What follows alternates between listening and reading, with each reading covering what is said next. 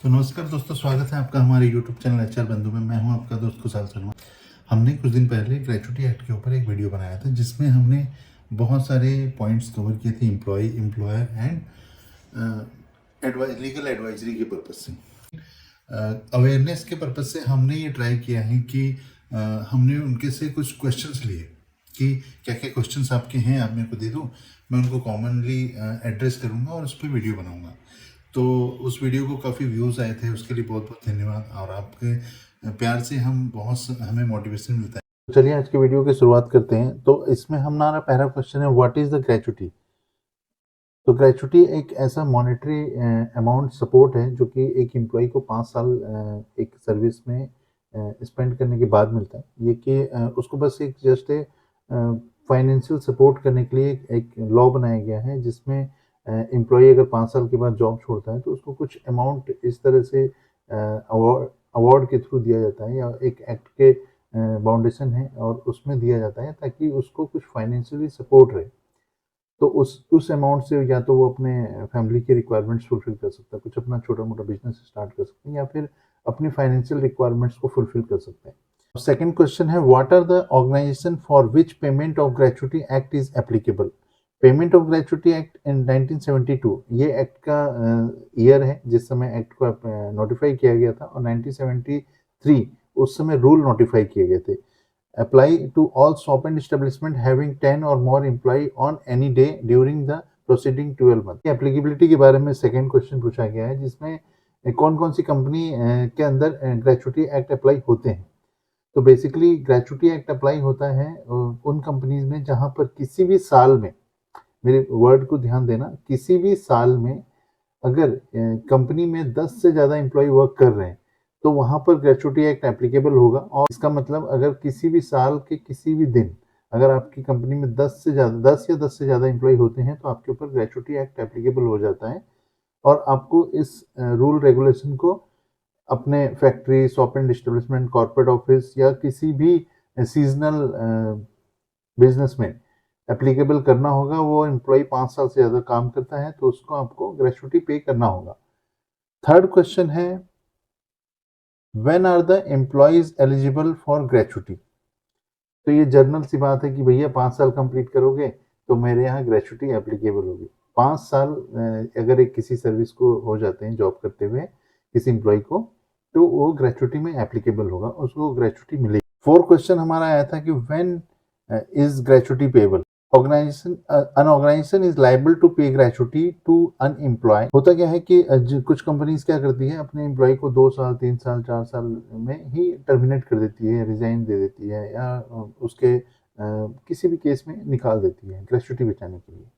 तो उस केसेस में अगर किसी एम्प्लॉय ने 5 साल कंप्लीट किया है रेजिग्नेशन के केस में या फिर टर्मिनेशन के केस में, तो उन एम्प्लॉयज को ग्रेच्युटी मिलेगी ही मिलेगी। साथ ही साथ डेथ के केस में एप्लीकेबिलिटी नहीं बनती है, उसमें अगर कम भी है सर्विस तो भी उसको उसके 58 ईयर्स तक का ग्रेच्युटी की एलिजिबिलिटी होती है, उनके फैमिली मेम्बर्स को मिलता है। और इसमें ग्रेच्युटी का एक इंश्योरेंस का भी प्रोविज़न है जिसमें बहुत सारे एम्प्लॉयर क्या करते हैं कि इंश्योरेंस नहीं करवाते अपने कॉस्ट को बचाने के लिए, लेकिन जहां भी 500 से ज़्यादा एम्प्लॉय हैं उनको इंश्योरेंस कराना मैंडेटरी है। अगर इंश्योरेंस नहीं कराते हैं या फिर किसी ट्रस्ट में फंड नहीं मैनेज करते हैं तो एक तो उनको टैक्स बेनिफिट नहीं मिल पाएगा, दूसरा कि एम्प्लॉय की लाइबिलिटी जब आएगी तो वो अपने आप को खुद से के जेब से देना पड़ेगा, जो कि ज़्यादा कॉस्टली हो जाता है एज कंपेरिजन टू इंश्योरेंस। अगर हम बिजनेस कर रहे हैं और हमारा बिजनेस अच्छे से रन कर रहा है तो हमारे को एम्प्लॉय को बेनिफिट्स एज पर लॉ देने ही देने होंगे, ये बहुत जरूरी है। चलिए आप चलते हैं फिफ्थ क्वेश्चन की तरफ। I have completed 4 years and 245 days of service, am I eligible for gratuity payment. तो एक साल में किसी ने 240 दिन काम किए हैं और लगातार 240 दिन पर ईयर्स काम किए हैं तो वो एम्प्लॉय ग्रेच्युटी के लिए एलिजिबल होगा अगर वो 4 साल 8 महीने 10 दिन भी काम करता है और उसके अकॉर्डिंग 240 डेज फुलफिल होते हैं, क्योंकि बाकी के डेज वीक ऑफ और वो बाकी सारी चीज़ें निकल जाती है, लीव वगैरह, इसलिए अकाउंटेबल है, तो वो ग्रेच्युटी के लिए एलिजिबल होंगे। How is gratuity calculated. तो ग्रेचुटी कैलकुलेशन कैसी होती है, इसके लिए बहुत सारे क्वेश्चंस हैं कि सर मेरे को ग्रेचुटी कम आई है। इनफैक्ट हमारी कई सारे लोग होते हैं जो कि क्लेम मिल जाने के बाद भी बोलते हैं कि सर मेरे को तो इस बार मेरी ग्रेचुटी मेरे हिसाब से तो कम आ गई। तो ऐसा नहीं होता, आपके अकॉर्डिंग ग्रेचुटी कम नहीं आती है। जो एज पर लॉ कैलकुलेशन है वो ये है, gratuity payable equal to last drawn into 15 divided by 26 into number of years of services. आपके जितने भी नंबर ऑफ ईयर्स कंप्लीट हुए हैं उसके अकॉर्डिंग जो भी लास्ट बेसिक सैलरी है, last basic plus DA, basic salary plus DA salary.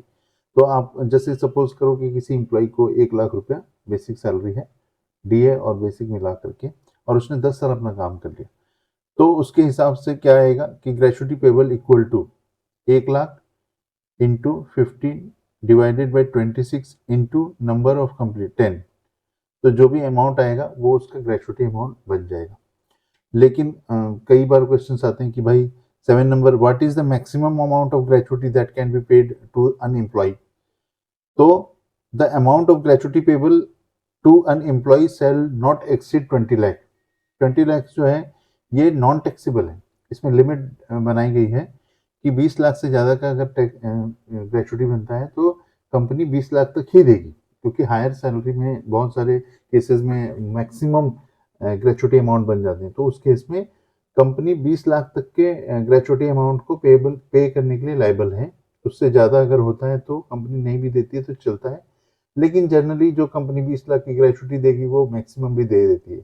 तो वो अमाउंट जो मैक्सिमम जाएगा वो टैक्सेबल भी हो जाएगा। 8वां क्वेश्चन है, is the gratuity receive taxable in hand of the employ. जैसा कि मैंने पहले बताया था, तो ग्रेचुटी का टैक्सेबल होना और नॉन टैक्सेबल होना, कई बार क्या होता है कि कंपनीज बोलती है नहीं हम आपको जो गवर्नमेंट का रूल है उसके हिसाब से भी ज़्यादा ग्रेचुटी देंगे। तो उन केसेस में क्या होता है कि कंपनी इनकम टैक्स में अलग रूल्स बन जाते हैं, तो कि अगर आपको ज़्यादा ग्रेचुटी मिल रही है तो पूरा का पूरा एग्जम्प्टेड हो जाएगा। तो गवर्नमेंट के केस में, जो गवर्नमेंट एम्प्लॉय है उनके केस में तो फुल्ली एग्जम्प्टेड है, पर एम्प्लॉय जो प्राइवेट में है उनका मैक्सिमम 20 लाख तक का एग्जम्पशन है। अगर ज़्यादा देते हैं तो जो भी अमाउंट आएगा वो 20 लाख से माइनस होने के बाद जो टैक्सेबल होगा, या फिर जो एक्चुअल फॉर्मूला है last drawn basic into 15 divided by 26 into number of years, तो वो अमाउंट उसका नॉन टैक्सेबल होगा, जो भी मिनिमम, जो भी सबसे कम होगा। तो ये ग्रेचुटी के रूल्स हैं। 9 नंबर क्वेश्चन है हमारा। 9 नंबर क्वेश्चन है, what is the due date of payment of gratuity, कि कितने दिन में ग्रेचुटी हमको पे करनी होती है किसी एम्प्लॉय को। तो ये बड़ा ट्रिकी क्वेश्चन है। कई बार एम्प्लॉय बोलते हैं कि सर मेरी ग्रेचुटी 3 महीने से नहीं आई है, 6 महीने से नहीं आई है, मैंने मेरे फुल एंड फाइनल आ गया लेकिन ग्रेचुटी नहीं आई है, कंपनी ने होल्ड कर दी है। तो इसके लिए एम्प्लॉय को भी रिस्पॉन्सिबल होना पड़ता है, क्योंकि ग्रेचुटी एक्ट में ये डिफाइंड है कि आपको अपना ग्रेचुटी क्लेम फॉर्म फिल करना होता है। आपने रिजाइन दिया, आपने कंपनी से एग्जिट कर लिया, और एग्जिट करने के बाद एक टाइम आता है कि एफएनएफ होता है कुछ 45 डेज, 60 डेज, 3 मंथ में। एफएनएफ होने के बाद ग्रेचुटी आती है या फिर रिजाइन से आती है, ठीक है। तो उस केस में कई बार हम क्वेश्चंस करते हैं कि भाई हमारी ग्रेचुटी पेमेंट नहीं आई है, क्या होना चाहिए। तो आपको ये चीज़ ध्यान रखना चाहिए कि आपको जो भी ग्रेचुटी के फॉर्म आई होते हैं वो फिल करना होता है। फॉर्म 1 हम बोलते हैं, फॉर्म आई भी बोलते हैं। तो ये ग्रेचुटी के जितने फॉर्म है वो अल्फाबेटिकल होते हैं। तो फॉर्म आई क्लेम फॉर्म होता है, वो फिल करके आप जब अपने एचआर में, फाइनेंस में दोगे तो विद इन 30 डेज, जब से आपने फॉर्म फिल किया है विद इन 30 डेज कंपनी को पे करना होगा। नहीं तो जो भी एसबीआई का रेट ऑफ इंटरेस्ट है उसके अकॉर्डिंग कंपनी को उस पे इंटरेस्ट पे करना होगा after 30। What is the penalty for defaulter under the payment of wages, payment of gratuity act 1972। तो जो भी एम्प्लॉय आप क्लेम करते हैं और एम्प्लॉयर उसको नहीं फुलफिल कर पाते हैं, तो इसमें बहुत स्ट्रिक्ट लॉज हैं और इसके बहुत सारे केस स्टडीज भी हैं। जो प्रैक्टिस कर रहे हैं, जिनको चीज़ें समझनी है, उनके लिए बहुत अच्छा क्वेश्चन है कि what is the penalty of defaulter under payment of gratuity act 1972, कि आपको 6 महीने की जेल और 10,000 रुपये का जुर्माना या दोनों हो सकते हैं। कस्टडी की सेकंड है कि कोई भी एम्प्लॉयर अगर डिफॉल्ट करता है तो उनको 3 महीने से कम की सजा नहीं है, 3 महीने से ज़्यादा की सजा है, पर 6 महीने से कम है 10,000 या फिर 20,000 तक की पेनल्टी है। तो इनके केस में बचना चाहिए। किसी एम्प्लॉई ने अगर कंप्लेंट ठोक दी और उसके बाद कंटिन्यू वो उस पर फॉलो कर रहा है, उसके साथ साथ वो अपने डिमांड कर रहा है ग्रेचुटी की, और उसको भी कंपनी के एम्प्लॉयर पे नहीं कर रहे हैं, और जिस दिन उनके केस ओपन होंगे और जो भी प्रोसीडिंग होगी उसके अकॉर्डिंग वो लाइबल हो जाएंगे उनको पे करने के लिए, तो वो रिस्पॉन्सिबिलिटी हो जाती है एम्प्लॉयर की। तो एम्प्लॉयर को अपने कस्टडी और इम्प्रिजनमेंट से बचने के लिए उनको टाइमली ग्रेचुटी पे करना चाहिए, और इसके स्ट्रिक्ट लॉ हैं। कई सारे डायरेक्टर हमने सुना भी है, देखा भी है, जजमेंट भी है, गूगल में आप देख सकते हो कि वो जेल भी गए हैं, पेनल्टी भी दिया, विथ इंटरेस्ट ग्रेचुटी पे किया है। 11वां क्वेश्चन है हमारा, there is any interest for delay payment of gratuity? Yes, gratuity के अकॉर्डिंग पेमेंट है, इसके कंट्रोलिंग अथॉरिटी इंटरेस्ट डिसाइड करते हैं, और इंटरेस्ट जो कि एसबीआई के जो भी इंटरेस्ट लोन ऑफ इंटरेस्ट होते हैं उसके अकॉर्डिंग डिसाइड होते हैं। 12वां क्वेश्चन हमारा बोलता है weather gratuity can be allowed as a deduction while calculating taxable income for the employer. Deduction is allowed only if gratuity is actually paid. No deduction shall be allowed in respect of any provision made by SSC for the payment of as per section 40A7 of the Income Tax Act. Gratuity की payment में आप कोई भी tax नहीं काट सकते। हाँ, इसके जैसे 20 लाख से ज़्यादा हुई और उस जो एक्चुअल अमाउंट है आपके पास, फुल एंड फाइनल का अमाउंट है एम्प्लॉयर के पास, तो उस केस में डिडक्शन हो सकती है। पर ग्रेचुटी का अगर 20 लाख से कम का चेक है तो एम्प्लॉय के पास वो चेक जाएगा, और एम्प्लॉय अपने आईटीआर में उसको डिक्लेयर करेंगे कि मेरे को इतना का चेक मिला ग्रेचुटी का, इतनी पेमेंट आई है, और अगर वो टैक्सेबल इनकम में आते हैं या नहीं आते हैं तो वो डिसाइड करेंगे कि उनको उस पर इनकम टैक्स देना है नहीं देना है। वैसे वो फुल्ली एग्जेम्प्टेड होता है बिलो 20 लाख। 13th क्वेश्चन हमारा, should the employee under training और apprentice be included for the purpose of gratuity? कई बार कई एम्प्लॉय हमारे पास आते हैं, इंटर्न आते हैं, 1 साल इंटर्नशिप में करते हैं, अप्रेंटिस में करते हैं, और उसके बाद वो परमानेंट हो जाते हैं, और उसके बाद 5 साल 10 साल काम करने के बाद वो छोड़ जाते हैं। तो यहाँ ये क्वेश्चन है कि भाई मैंने इंटर्नशिप करी है तो मेरा वो टेन्योर काउंट होगा?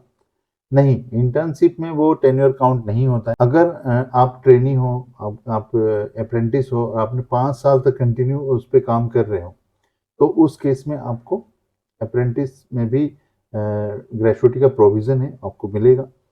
ट्रेनिंग में भी ग्रेचुटी का प्रोविज़न है और आपको मिलेगा, क्योंकि एम्प्लॉय और एम्प्लॉयर का रिलेशन बन जाता है, और उस केस में ग्रेचुटी के लिए एप्लीकेबिलिटी बन जाती है। Does the term continuous service include leave taken by the employee? Yes, continuous service include any leave, break and absence due to any reason. तो कंटिन्यूस सर्विस में जब भी आप पेड लीव लेते हो तो आपके एप्लीकेबल होते हैं, पर लेकिन अगर सबैटिकल लीव्स हैं और नॉन पेएबल हैं तो वो ग्रेचुटी के टेन्योर में काउंट नहीं होती है। 15 और लास्ट क्वेश्चन है हमारा, whether the gratuity is to be calculated till the retirement in case of death of employ. हमारा 15th क्वेश्चन काफ़ी ट्रिकी है, जिसमें काफ़ी सारे लिटिगेशन है, केस स्टडी है, और उसका कंक्लूजन यही आता है कि कोई एम्प्लॉय अगर शुरू से काम कर रहा है, फर्स्ट एम्प्लॉयमेंट है उसके, और वो शुरू से काम कर रहा है, और उसने 10-20 ईयर्स काम करने के बाद अगर डेथ हो जाती है तो ग्रेचुटी किस पे कैलकुलेट होगी? तो नहीं, ग्रेचुटी कैलकुलेशन होगी जब से उसने काम किया है, जब से उसकी डेथ हुई है तब तक की। रिटायरमेंट का बेनिफिट ग्रेचुटी में अगर किसी एम्प्लॉयर ने इंश्योरेंस का प्लान लिया हुआ है, LIC, Bajaj, SBI life insurance, इनके काफ़ी सारे ग्रेचुटी फंड ट्रस्ट बनते हैं, फंडिंग होती है प्रॉपर, और उस फंडिंग में ग्रेचुटी के कुछ इंश्योरेंसेस होते हैं जो कि एक्स्ट्रा एडिशनल बेनिफिट में देते हैं कि ग्रेचुटी भी बन रही है, साथ ही साथ अगर किसी की डेथ होती है या किसी में सेपनिंग हो जाती है तो उस केस में एम्प्लॉय को रिटायरमेंट तक उसकी नॉमिनी को मिलती है, तो उनको डबल बेनिफिट होता है। ये बहुत सारे कम एम्प्लॉयर हैं जो इस टाइप के बेनिफिट्स लेते हैं, लेकिन अच्छे अच्छे कॉर्पोरेट्स जो होते हैं वो इस टाइप के बेनिफिट जरूर देते हैं। यहाँ तक कि जो अच्छी स्टार्टअप कंपनीज हैं और वो लोग भी इस टाइप की कुछ फैसिलिटी अपने एम्प्लॉय को देते हैं, जो कि LIC, Bajaj finance, Bajaj insurance, SBI insurance, और भी बहुत सारे जो ग्रेचुटी के ट्रस्ट बना करके प्रॉपर मैनेज करते हैं। उन केसेस में उनको डेथ तक के बेनिफिट देते हैं। लेकिन कोई एम्प्लॉय की डेथ हो जाती है तो ग्रेचुटी के लिए जहाँ तक उसने जॉब किया था और जहाँ तक उसकी डेथ हुई है, उसी टेन्योर के लिए वो लाइबल होंगे एम्प्लॉयर। तो आपको हमारे ये वीडियो कैसे लगा, और इस वीडियो में जो हमने क्वेश्चंस कवर किए हैं, आप हमारे कमेंट बॉक्स में कमेंट कर सकते हैं। हमारे चैनल में अगर आप नए हैं तो सब्सक्राइब करें और अपने फ्रेंड्स और फैमिली के साथ शेयर करें, ताकि उनको भी नॉलेज गेन हो और ताकि हम आपको अच्छे अच्छे कंटेंट बना करके दे पाए। धन्यवाद।